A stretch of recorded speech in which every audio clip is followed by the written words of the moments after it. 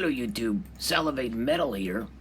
I received a private message from an individual who made a very large investment in silver 3 years ago. And by the wording of the message, it sounds like that this person made either a lump sum purchase or made most of the purchases when silver was at its high, at around $48 an ounce. And now we're seeing it less than half of that. So he asked the question, which was a very good one, to explain how he didn't lose anything. That is a very good question, and I'm sure that this person is feeling very discouraged. I wrote them back, but have not heard back from the individual yet. But essentially, here's what I wrote. That he made a great investment into silver, which was the mistake, because silver is not and never will be an investment. It is more or less a hedge or a protection, like gold in tough economic times. And one could argue that it is not the silver that has fluctuated in value, it is the dollar that has changed in value. Right now, it is being propped up by forces that some pretend to understand. But there is so much at work, so many intricate things that cross geopolitical boundaries that affect the price of silver, but not the value. And much of that is manipulation, and most everyone agrees that there is manipulation happening at some level, in some manner or form, in the regular markets.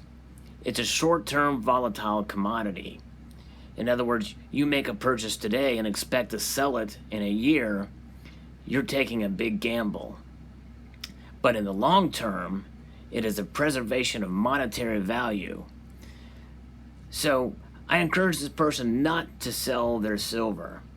And when I first started buying silver, looking at where prices are now, I have tripled my value for the silver that I purchased back in the time when I first started making silver purchases, which was not very much, but nonetheless, the point is that overall, the performance of silver is much better than it is for many of the other markets that are out there. So if I had the ability to invest $100,000 when I started buying silver, I would now have a nest egg of $300,000. So the moral of the story is to keep it long-term holdings.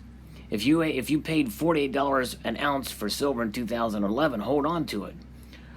One day either we'll go back up there again, or the dollar will somehow, through some miracle of sound supply-side politicians, back it with precious metals, and the dollar will be stronger and stave off inflation. And the loss will be worth more than the original investment. So, something to think about. It's a new paradigm of thinking.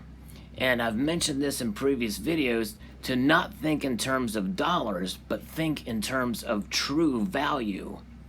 Because that's one thing is for sure, the dollar has changed in value much to the downside than silver has over the years. So I hope this video helps. I would like to extend a multitude of gratitude to you all for watching. Please rate, comment, and subscribe.